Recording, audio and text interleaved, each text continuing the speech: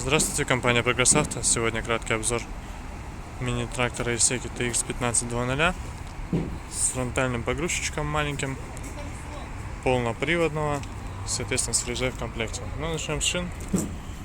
Передняя правая шина.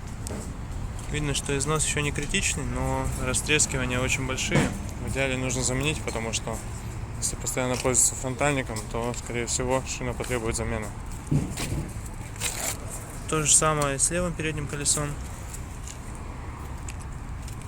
По задним колесам замечаний гораздо меньше. Состояние еще хорошее.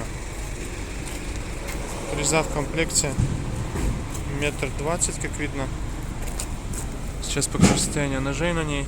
Ножи еще прям хорошие, остаток большой.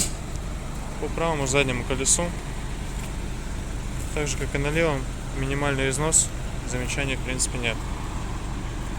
По водительскому месту все обычно, минималистично очень. Здесь у нас коробка переключения передач, регулировка гидравлики. Здесь кран на кун, то есть можно отдельно включить кун и отдельно включить фрезу. Соответственно, так это все дело и будет шевелиться. Поэтому такой вот тракторочек. Очень лояльная цена у него, но при этом фреза и погрузчик в наличии. То есть в своем доме можно сделать все что угодно. Очень он вам поможет. Поэтому приезжайте, смотрите.